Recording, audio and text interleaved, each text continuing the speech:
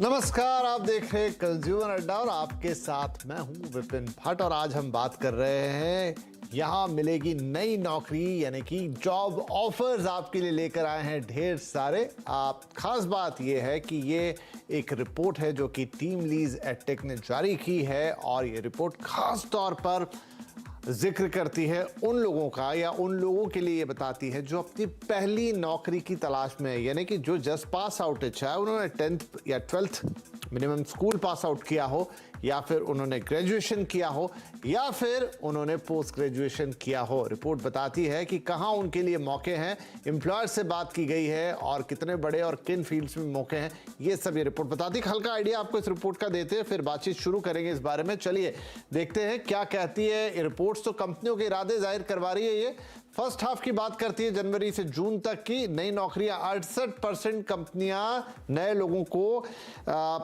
नौकरी देना चाहती। करीब 70% पकड़ लीजिए मोटे तौर पे इसे। फ्रेशर्स को जॉब देंगे 62% वो बोल रही हैं। 1 से 5 साल जिनका अनुभव है 60% वैसे लोगों को जॉब देना चाहती है। ये कैरियर आउटलुक रिपोर्ट है। 6 से 10 साल के अनुभव पे जो लोग आ चुके हैं उनको करीब 50% लोग हायर करना चाहते हैं। जिनके पास और ज्यादा अनुभव है वहां पर फिर ये परसेंटेज कम हो जाता है। थोड़ी टॉप लेवल की जॉब्स हो जाती है जहां पर हायरिंग का स्कोप इस समय कम है, लेकिन अगले 6 महीनों में जो फ्रेशर्स हैं या जिनको छोटा मोटा अनुभव है या मिड लेवल पे वो पहुंचे हैं उनके लिए जॉब्स की भरमार ही भरमार है। अब कौन से सेक्टर्स में मिलेगी, किस तरह की नौकरियां मिलेंगी, किस तरह के स्किल रिक्वायर्ड्स हैं, किन लोगों की डिमांड है और पैसे कितने मिलेंगे, ये सारी बातें अब हम आपको बताएंगे। हमारे साथ कार्यक्रम में शामिल हो रहे हैं टीम लीज एडटेक के फाउंडर शांतनु रूज और प्रोविटी इंडिया के एमडी अमित वडेरा। आप दोनों का बहुत स्वागत है। तो शांतनु, थोड़ा सा एक सिनॉप्सिस आपसे जानना चाहेंगे। ये तो समझ में आ गया कि फ्रेशर्स के लिए अगले 6 महीने बड़े इंपॉर्टेंट है, लेकिन फिर भी आपकी रिपोर्ट का एक ब्रॉड पर्सपेक्टिव क्या है? रिपोर्ट से एक चीज जो उठकर सामने आ रहा है कि एम्प्लॉयर्स, जो इंडिया के एम्प्लॉयर्स हैं, वो काफी बुलिश हैं in terms of their freshers hiring. कई सारी चीजें इसको ड्राइव कर रही हैं। एक तरफ से हम देख रहे हैं कि हमने कुछ हफ्ते पहले कुछ काफी छटनियों की बात सुनी थी बहुत सारी कंपनीज के तरफ से, बट हमें यह देखने को मिल रहा है कि बहुत सारी कंपनीज ऐसी हैं जो कि एक्सपेंसिव रिसोर्सेस को छटनी कर रही हैं, लेकिन नए रिसोर्सेस, फ्रेशर्स को हायर करना चाह रही हैं, जिससे उनका ओवरऑल एम्प्लॉय कॉस्ट थोड़ा कम हो जाए। दूसरी बात, जो कंपनीज डोमेस्टिक कंजम्पशन पर फोकस्ड हैं, जो इंडिया के लोकल डिमांड को ज्यादा मीट करते हैं, उनमें बुलिशनेस काफी ज्यादा है, उनमें कॉन्फिडेंस बहुत ज्यादा है, उनमें किसी भी तरह की शंका नजर नहीं आ रही in terms of hiring. Freshers की हायरिंग आगे जाते हुए हमें काफी अच्छा नजर आ रहा है।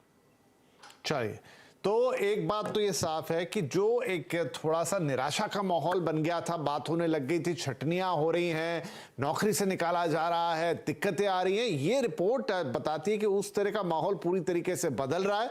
ना सिर्फ अनुभवी लोगों की तो बात अलग है, लेकिन फ्रेशर्स को कंपनियां हायर करने के लिए तैयार है। 70% लोग हायर करना चाहते हैं। इट मीन्स की दिक्कत नहीं है, उतनी प्रॉब्लम नहीं है। वडेरा साहब, क्या आपके अनुभव में ही ये माहौल है जहां पर अभी तक थोड़ा सा ग्लूमी सा साउंड कर रहा था, दुनिया भर से भी खराब रिपोर्ट्स थी, लग रहा था यहां भी दिक्कत होगी, लेकिन ये रिपोर्ट कहती है कि नहीं, आने वाले 6 महीने तो जबरदस्त मौके लग रहे हैं? ये जो छटनियां हो रही थी ये एक शॉर्ट टर्म प्रोसेस था। जो लास्ट 2 साल में और आई थिंक फर्स्ट कोविड के बाद जो ओवर हायरिंग हो गई थी उसको राइट साइज किया है ऑर्गेनाइजेशंस ने। अगर आप देख, टैलेंट जो है कंपनीज का, उधर अभी भी एट्रिशन है। अब ऐसा नहीं है कि वो जॉब छोड़ के घर बैठ रहे हैं, इसका मतलब ये है कि जॉब्स अवेलेबल हैं। तो आई थिंक द सिचुएशन जो है वो पॉजिटिव ही है। So not only for freshers, एक तो ऑफ कोर्स जो मिड लेयर था वो बहुत हाई कॉस्ट पे हायर हुआ था, बिकॉज उस टाइम पे टैलेंट नहीं मिल रहा था और बहुत ज्यादा कॉस्ट इनकर हुआ था सैलरीज पे। इसीलिए बहुत सी ऑर्गेनाइजेशन वो राइट साइज कर रही हैं। और मैं बोलूंगा कि अभी भी हाई सैलरी है जो स्किलफुल रिसोर्सेज है उनके लिए, बट ऑर्गेनाइजेशन जो फैट है वो कम कर रही है। I think they will continue to build muscles. तो वो राइट टैलेंट हायर करते रहेंगे। और ये आई मीन मेरा नहीं था कि ये कहीं स्टॉप होगा अगले 10 साल तक। I don't think so India will ever stop from a employment perspective. क्या बात है, आपके मुंह में घी शक्कर, ये मैं और सारे लोग बोलेंगे। अगर 10 साल का आउटलुक अगर आप यहाँ दे रहे हैं तो बहुत ही बढ़िया बात है ये तो। राइट शांतनु, थोड़ा आगे बढ़ते हैं। अब किस तरह की ये कंपनियां हैं और किस तरह के जॉब्स जो हैं वो ऑफरिंग पर हैं? तो हमने जब करीब करीब 850-900 एम्प्लॉयर से बात की अक्रॉस मल्टीपल सेगमेंट्स, और ज्यादातर लोगों ने फ्रेशर्स हायरिंग में पॉजिटिव सेंटिमेंट्स दिखाया है। फॉर एग्जांपल आईटी इंडस्ट्री, जो कि काफी मिडिल लेवल मैनेजर्स, जैसे अमित ने कहा, उनको छटनियां की, लेकिन उनको रिप्लेस करने की जरूरत पड़ रही है। ज्यादातर आईटी कंपनीज ने कहां छटनियां की, अगर आप देखने जाएं तो आप देखेंगे कि वहां पर थोड़ा सा प्रिकॉशनरी स्टेप्स हैं, ये सोचते हुए कि शायद वेस्टर्न कंट्रीज में रिसेशन आ सकता है, उसके चक्कर में उन्होंने कुछ प्रिकॉशनरी छटनियां की है मिडिल लेवल पे। बट उन्हें ये भी पता है कि फ्यूचर काफी ब्राइट नजर आ रहा है, डोमेस्टिक कंजम्पशन बढ़ रहा है और ये रिसेशन शायद ज्यादा दिन नहीं चलेगा, जिसके कारण वो एंट्री लेवल पर लोग डालना चाहते हैं, उन्हें ट्रेन करके अपना बेंच बनाना चाह रहे हैं। फ्रेशर्स की हायरिंग अच्छी लग रही है। टेलीकॉम इंडस्ट्री काफी अच्छी हायरिंग सेंटिमेंट्स दिखा रही है फ्रेशर्स के लिए। ई कॉमर्स की बात करें, हेल्थ केयर की बात करें, इंजीनियरिंग इंफ्रास्ट्रक्चर की बात करें, आई थिंक ये सारी इंडस्ट्रीज काफी बुलिश हैं फ्रेशर्स की हायरिंग की। ओके, तो एक तो हो गया कौन सी, आईटी हो गया, टेलीकॉम हो गया, टेक हो गया, आपने कहा कि ऑनलाइन जो कंपनीज है वो हो गई, लेकिन किस तरह के जॉब ऑफर्स हो रहे हैं, किस तरह का स्किल सेट वो लोग देख रहे हैं, किन लोगों को ये जॉब्स मिलेगी?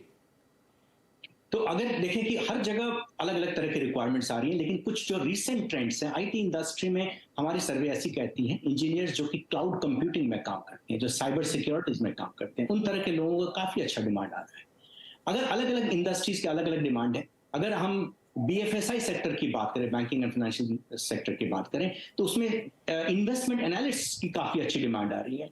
तो अगर हर एक सेक्टर में एक ट्रेडिशनल जॉब्स की रिक्वायरमेंट पे भी आ रही है, लेकिन न्यू एज रिक्वायरमेंट भी आ रही है। यहाँ पर कुछ सेक्टर्स ने ये भी कहा कि उन्हें ऐसे लोग चाहिए जो कि ग्रीन जॉब्स में फिट हो सकें, जो कि एनवायरमेंट फ्रेंडली हो सकें, और वो फ्यूचर को देखते हुए उन्हें पता है कि ग्रीन जॉब्स की रिक्वायरमेंट होगी, इंडिया एक एनवायरमेंट फ्रेंडली कंट्री बनने जा रहा है, उस तरफ में भी वो फ्रेशर्स की हायरिंग करना चाह रहे हैं। तो मुझे लग रहा है कि ट्रेडिशनल जॉब रोल्स में भी है, न्यू एमर्जिंग जॉब रोल्स में भी फ्रेशर्स की काफी अच्छी डिमांड है। राइट हमें तो ये बैलेंस तो अच्छा लग रहा है सुनने में कि ट्रेडिशनल जो जॉब्स हैं उनके लिए भी मौके हैं, जिन्होंने ट्रेडिशनल कोर्सेज किए हैं और जिन लोगों ने थोड़ा सा न्यू एज टेक्नोलॉजी, एआई हो गया, मशीन लर्निंग हो गई, इस तरह की जो चीज़ें हैं आप बता रहे हैं, क्लाउड कंप्यूटिंग और ये सब में भी डिमांड आ रही है। तो अब कौन वो लोग होंगे जिनको इस तरह के जॉब्स मिलेंगे और उनके लिए मतलब जो भी अपॉर्चुनिटी ग्रैब करना चाहते हैं उन्हें थोड़ा कुछ एक्स्ट्रा करने की जरूरत है, क्या करेंगे कि ये मौका उनके हाथ लगे? अगर आप ये रिपोर्ट देख रहे हैं, मैंने थोड़े टाइम पहले ये रिपोर्ट देखी है, एक इंटरेस्टिंग चीज आ रही है कि जो भी टॉप 15 रोल्स है वो अगर आप देखें तो वो सारे नीश रोल्स हैं, राइट? वेदर हम नॉन टेक की बात करें या टेक की बात करें, right? Now AI, ML, DevOps, and फिर रोल है finance modelling, risk consulting, cyber security, ये जो सारे रोल्स हैं ये टेक्निकल रोल्स हैं। तो आपको एम्फेसिस करना पड़ेगा, और यहाँ पे कंपनीज एज वेल एज जो इंस्टीट्यूशंस हैं ये एक बड़ा रोल प्ले करेंगी कि इस तरह के रोल्स पे फोकस करें फॉर द एजुकेशन और या फिर सर्टिफिकेशन कोर्सेज के लिए, बिकॉज ये आपको आज की डेट में एक फ्रेशर जो ग्रेजुएट या पोस्ट ग्रेजुएट है उसको एडिशनल सर्टिफिकेशंस की जरूरत है, जो ये टॉप 15 रोल्स हैं, हर एक रोल अगर आप देखें वो सारे एक स्किल के साथ है। आप अगर बायोमेडिकल रोल्स देख रहे हैं या साइबर सिक्योरिटी देख रहे हैं, उसमें आपको कोई ना कोई सर्टिफिकेशन, कोई ना कोई अपग्रेडेशन चाहिए। तो हर कैंडिडेट जो है, जो स्टूडेंट है, उसको इस चीज पे फोकस करना पड़ेगा, और ये एक रिस्पॉन्सिबिलिटी इंस्टीट्यूशंस की भी है कि वो इस तरह के कोर्स डेवलप करे। एट द सेम टाइम जो है वो भी जो हायरिंग कर रहे हैं, अगर आप और एक चीज देखें, आई थिंक इंडिया एक सर्विसेज कंट्री बनता जा रहा है, एक हब बन रहा है फॉर सर्विसेज। पहले जो सर्विसेज थी वो बहुत ही ट्रांजैक्शनल रोल्स थी, कस्टमर सर्विस के रोल थे, आईटी हेल्प डेस्क के रोल्स थे, बट अब ट्रांसफॉर्मेशन हो रहा है जहां पे हम डिजिटल पार्टनर बन, सप्लाई चेन से लेके साइबर सिक्योरिटी तक, सो काफी हम इंडिया में कर रहे हैं। तो इंडिया को टॉप टैलेंट की जरूरत है, और वहां पे आई थिंक हमको अपने स्टूडेंट्स को इक्विप करने की जरूरत है ताकि वो एक बेटर परफॉर्म कर सके। आई थिंक एंड ये एक बहुत अच्छा प्लेटफॉर्म बन सकेगा फॉर नॉट ओनली। बिल्कुल, यहाँ पर क्योंकि ये जो नए फ्रेशर्स हैं उनके लिए तो किस तरीके से मौके बनेंगे ये बात यहाँ से हमें समझ में आएगी, लेकिन ये भी समझ में आएगा कि जो अभी पढ़ाई कर रहे हैं या जो पढ़ाई करने के लिए अपनी स्ट्रीम चुनने जा रहे हैं उन्हें अब किस तरह का अप्रोच लेना चाहिए ताकि ये जो फ्यूचर रेडी जॉब्स हैं ये उनके हिस्से में भी आए जब वो आगे बढ़े, क्योंकि ट्रेंड अभी थोड़े लंबे समय तक चलता हुआ दिखाई देगा। आप लोगों से उस पर और राय लूंगा। शांतनु, लेकिन जो अब मैं बात करूं सबसे इंपॉर्टेंट चीज, जॉब ऑफर्स हो रहे हैं, किस तरह का पैसा ऑफर हो रहा है? फ्रेशर्स लेवल पर ऑफर्स अच्छे हैं, बट हमें लगता है कि अगर आप देखें कि डिफरेंट डिफरेंट जॉब रोल्स हैं, सैलरीज जो स्टार्टिंग हो रही है फॉर डिफरेंट जॉब रोल्स, कुछ इंडस्ट्री स्टार्ट कर रही है करीब करीब 15-16 हजार रुपए के आसपास पर प्रति माह के हिसाब से, और जो टॉप एंड पर जॉब्स हैं वो करीब करीब 1 लाख रुपए पर मंथ तक पे करने को तैयार है। इस रेंज में हमें जॉब्स दिख रही हैं at this point in time. Depend करता है कि जो बच्चा आ रहा है, जो स्टूडेंट वहां पर कैंडिडेट आ रहा है, वो किस तरह के सॉफ्ट स्किल्स लेकर आ रहा है, किस तरह के हार्ड स्किल्स लेकर आ रहा है, या किस तरह के डिजिटल स्किल्स लेकर आ रहा है। उसके ओपनिंग बैलेंस पर, जॉब रोल्स पर और इंडस्ट्री के कॉम्बिनेशन पे इनके पैकेजेस बन रही हैं। बट हमें लगता है कि ये जो पैकेजेस हैं ये एक बहुत अच्छा स्टार्टिंग पॉइंट है इनके लिए। इन्हें ये डेस्टिनेशन नहीं, ये एक स्टार्टिंग पॉइंट है, और यहाँ से अगर जो परफॉर्म करेगा, जो अपनी लर्नेबिलिटी दिखाएगा, जो अपने को स्किल करने के लिए अपने को अपना उत्साह दिखाएगा, आई थिंक इनके लिए स्काई इज द लिमिट। बिल्कुल, तो बुरा नहीं है। 15 से लेकर 1 लाख का स्टार्टिंग जो पे स्केल है, अलग अलग जॉब्स लेवल्स पे या अलग अलग स्किल सेट के लिए ऑफर हो रहा है। और शांतनु 3 तरह के स्किल्स की बात कर रहे हैं, सॉफ्ट और हार्ड और डिजिटल। तो ये तीनों स्किल्स को कैसे एनहांस कर सकते हो? जैसे मैंने कहा ना, ये सिर्फ उन लोगों के लिए यहाँ पे देखने और समझने की बात नहीं है जो आज जॉब में जाने वाले हैं, लेकिन जो आगे जॉब रेडी हो रहे हैं अगले 3 से 4 साल में, उनके लिए भी एक ट्रेंड पकड़ने वाली बात है। एक छोटा ब्रेक लेते हैं और ब्रेक लेके यही बात करेंगे कि जिन्हें आगे चलते हुए जॉब्स में जाना है उस रिपोर्ट से क्या निकालेंगे, और ये जो अपने सॉफ्ट स्किल्स हैं, डिजिटल स्किल्स हैं, इन पर कैसे काम किया जा सकता है। छोटा सा ब्रेक, बातचीत जारी रहेगी। Welcome back. यहाँ मिलेगी नई नौकरी, क्योंकि एक रिपोर्ट आई है टीम लीज की तरफ से, टीम लीज टेक की तरफ से, जो बता रही कि आने वाले 6 महीने फ्रेशर्स के लिए बहुत शानदार होने वाले हैं। नौकरियां ही नौकरियां मिलने वाली है, और वो जो एक थोड़ा ग्लूमी सिनेरियो था वो छटने वाला है। और ब्रेक से पहले हमने सुना कि करीब 15,000 स्टार्टिंग सैलरी से लेकर 1 लाख स्टार्टिंग सैलरी, डिपेंडिंग आपके जॉब से स्किल सेट्स क्या हैं, किस तरह की आप पढ़ाई करके आए हैं और किस इंडस्ट्री में जा रहे हैं। तो यहाँ पर अमित, थोड़ा सा मैं सॉफ्ट स्किल्स के बारे में बात करना चाहूंगा, क्योंकि सॉफ्ट स्किल्स आमतौर पे कहीं अलग से सिखाए नहीं जाते, वो थोड़ा सा इंडिविजुअली बिल्ट होते हैं। कैसे कोई उसको बेहतर कर सकता है? एक बहुत इंपॉर्टेंट चीज बाहर आ रही है ओवर लास्ट फ्यू इयर्स, ये आपको अपने आप पे इन्वेस्ट करना है, और कहीं ना कहीं communication skills, interpersonal skills, collaborative approach, वो बहुत इंपॉर्टेंट है। नाउ आई थिंक कुछ स्किल्स जो है वो आपको खुद ब खुद इन्वेस्ट करना पड़ता है, आपको खुद ब खुद क्यूरियोसिटी होनी चाहिए कुछ लर्न करने की या कम्युनिकेशन स्किल्स के लिए, और कुछ ऐसी स्किल्स हैं उसके लिए आपको एक एनवायरनमेंट देना पड़ता है। आई थिंक सबसे important HR managers, hiring manager के सामने ये टास्क है कि वो एक एनवायरनमेंट कैसे दें कि जो भी टैलेंट, नया फ्रेश टैलेंट आ रहा है, वो किस तरह से कोलैबोरेशन में काम करे, और आसपास के एनवायरनमेंट में आसपास के एक्सपीरियंस लोगों के साथ रह के सीखे। तो जो कुछ स्किल्स आपको खुद ब खुद इन्वेस्ट करना पड़ता है, आपको आपके सब्जेक्ट के बारे में अवेयर होना पड़ेगा, आपको स्किल्स होने चाहिए आपके पास, डिजिटल स्किल होना चाहिए। Digital is no more a skill, it's a way of life. So आपको आइडिया होना चाहिए कि किस तरह से आप टेक्नोलॉजी का यूज कर सकते हो आपका काम, ये सारी चीजें क्यूरियोसिटी से आती हैं। तो मेरे हिसाब से कम्युनिकेशन क्यूरियोसिटी आप खुद से जनरेट करोगे, बट एनवायरनमेंट आपको अगर ऑर्गेनाइजेशन देता है, कैसे कोलैबोरेटिवली आप इंटर डिपार्टमेंटल लोगों के साथ काम करो, किस तरह से आप उनके साथ सीखो, आई थिंक वो अगर एनवायरनमेंट मिले तो ये बहुत अच्छा कॉम्बिनेशन हो जाएगा एक नए एम्प्लॉय को ऑर्गेनाइजेशन में एंटर होते ही।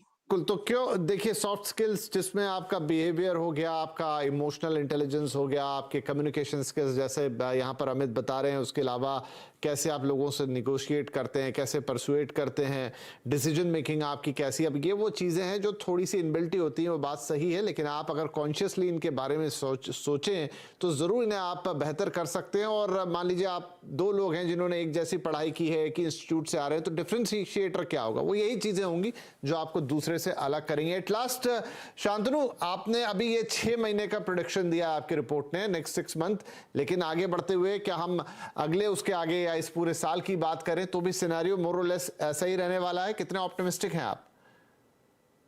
सेंटिमेंट्स तो मार्केट में काफी ऑप्टिमिस्टिक है विपिन जी। हमें लग रहा है कि धीरे धीरे एम्प्लॉयर्स को डोमेस्टिक डिमांड पर काफी कॉन्फिडेंस आ रहा है। वर्ल्ड इकोनॉमी में जिस तरह का रिसेशन सबने सोचा था, शायद उस कैटेगरी का रिसेशन नहीं हो पाए होगा, उसका इंपैक्ट शायद इतना नहीं होगा। एम्प्लॉयर्स के अंदर ये थोड़ा कॉन्फिडेंस नजर आ रहा है। अगर 6 महीने का फ्रेशर्स हायरिंग सेंटिमेंट इतना पॉजिटिव है तो ये कहना लाजमी होगा कि उसके आगे का भी जो सेंटिमेंट्स होगा वो सडनली नेगेटिव नहीं हो जाएगा। एज ऑफ नाउ अभी से अगर यहां से मैं देखना चालू करूं तो मुझे लगता है कि आगे जाते हुए सेंटिमेंट पॉजिटिव ही रहेगा। चलिए, बात अच्छी बात है, तो तैयार रहिए, अपने सीवीज तैयार कीजिए। और जैसा मैंने कहा कि ना सिर्फ उन लोगों के लिए ये बात थी, ये रिपोर्ट थी, ये कार्यक्रम था जो अभी जॉब में जाने वाले हैं, बाकी उन लोगों के लिए भी बहुत इंपॉर्टेंट है जो आने वाले कुछ 1-2-3 साल में जॉब की तरफ बढ़ेंगे, या इनफैक्ट जो अभी से थोड़ा जॉब ओरिएंटेशन के साथ अपने स्ट्रीम्स चुन रहे हैं, अपने कोर्सेज चुन रहे हैं और अपने भविष्य की तैयारी कर रहे हैं। तो ये सारे स्किल सेट समझ लीजिए, क्योंकि चीज़ें काफ़ी चेंज हो रही हैं। Digital skill, soft skill, hard skill, इनका एक परफेक्ट कॉम्बिनेशन आपको एक अच्छी जॉब की गारंटी दे रहा है। और जो हमारे दोनों ही मेहमान बता रहे हैं कि आने वाले समय में जॉब्स की कमी देखने को ना मिले, मतलब होगी, ऐसी आशंका बहुत कम है। अच्छे जॉब्स ऑफर पे आते रहेंगे, अच्छी हायरिंग्स होती रहेगी। अगले 6 महीने के बारे में तो रिपोर्ट बताती है, लेकिन उसके आगे का भी सिनेरियो काफी ऑप्टिमिस्टिक है। तो भाई फिर ये आपके पाले में गेंद है, जितनी अच्छी प्रिपरेशन आप करेंगे उतनी बेहतरीन जॉब, उतनी अच्छी सैलरी आपको मिलेगी। आई होप कि ये चर्चा सभी लोगों के काम आएगी। और जो माता पिता भी देख रहे हैं वो ये उनके भी काम का है कि वो अपने बच्चों को आगे किस तरह का ओरिएंटेशन दे, किस तरह के स्किल सेट डेवलप करने के लिए प्रेरित करें, ताकि उनके लिए भी भविष्य। चलो, बहुत शुक्रिया आप दोनों ही मेहमानों का आज ये पूरा सिनेरियो हमारे साथ डिस्कस करने के लिए। काफी ऑप्टिमिस्टिक भी फील हो रहा है पूरी चर्चा के बाद। नमस्कार।